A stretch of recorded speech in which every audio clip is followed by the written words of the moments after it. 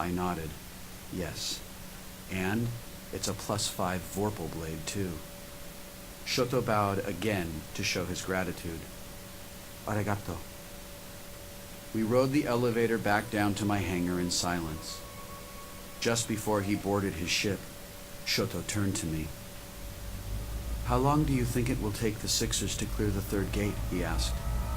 I don't know, I said. Hopefully long enough for us to catch up with them.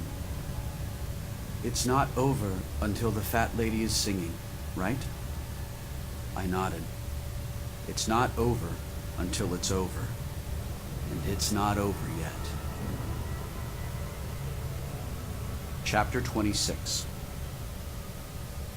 I figured it out later that night, a few hours after Shoto left my stronghold. I was sitting in my command center, holding the jade key and endlessly reciting the clue printed on its surface. Continue your quest by taking the test. In my other hand, I held the silver foil wrapper.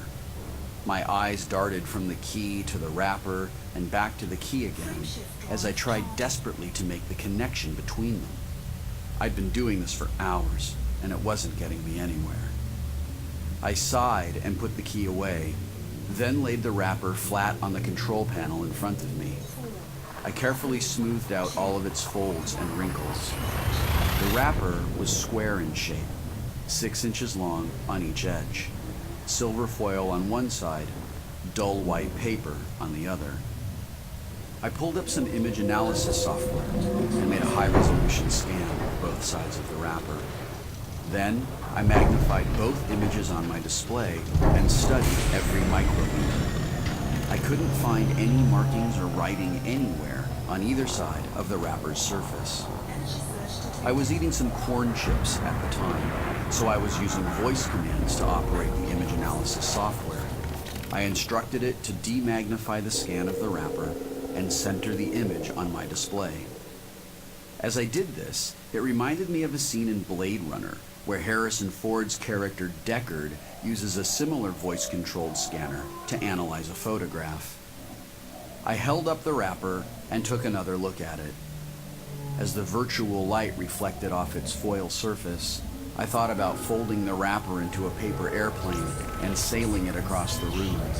That made me think of origami, which reminded me of another moment from Blade Runner, one of the final scenes in the film. And that was when it hit me. The unicorn, I whispered.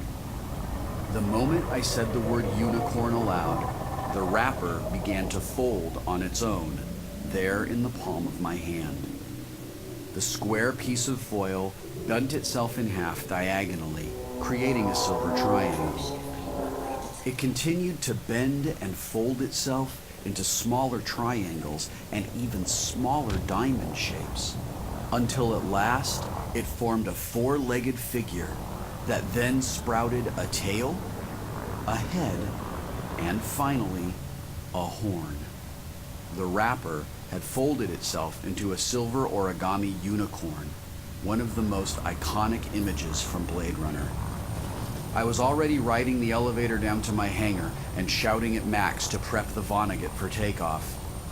Continue your quest by taking the test. Now I knew exactly what test that line referred to and where I needed to go to take it. The origami unicorn had revealed everything to me. Blade Runner was referenced in the text of Anorak's Almanac no less than 14 times.